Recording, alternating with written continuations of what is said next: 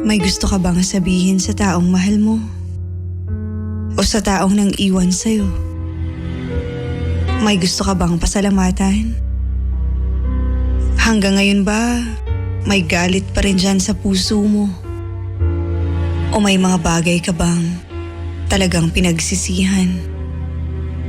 Sana naman ngayon, tunay ka ng masaya. Ano man ang nararamdaman mo, pwede mong ilabas yan.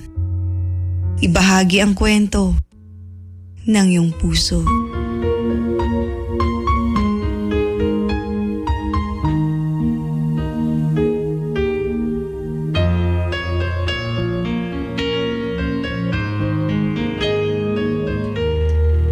Paano ba mag-move on kahit walang kayo?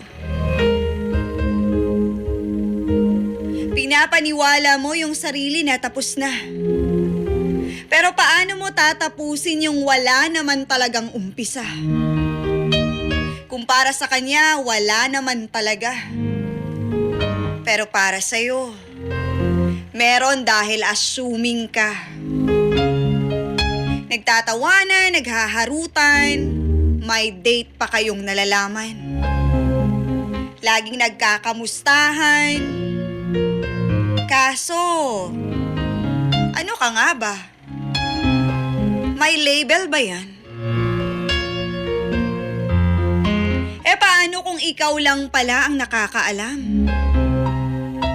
Na akala mo merong kayong naumpisahan? Na merong kayo?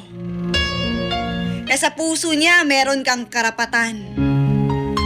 Malalaman mo na lang isa ka lang assuming na kaibigan.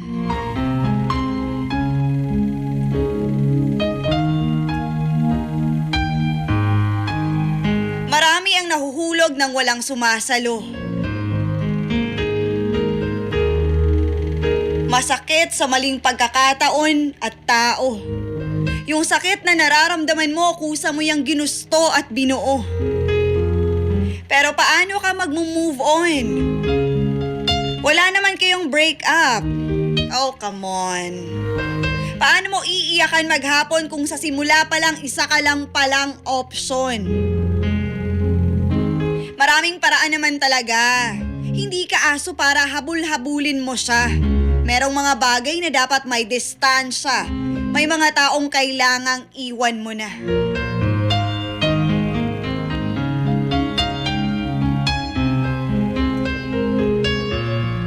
Huwag kang iiyak. Kasi patay lang ang iniiyakan. Huwag kang bitter. Hindi bagay sa'yo yan. Matuto kang huminahon at makiramdam. Tama ba ang ginagawa mong katangahan?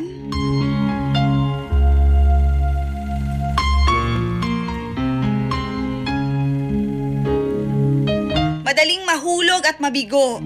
Pinagtagpo pero di naman nilaan para sa iyong puso. Dadaan lang siya sa buhay mo. Pwedeng leksyon o siyang tutulong sa'yo. May mga pahina yung sarili mong libro, may mga taong may papel dito, sasaktan, pasasayahin, o maging gabay ng iyong mundo. Pero sa huli, magpapaalam din sa'yo.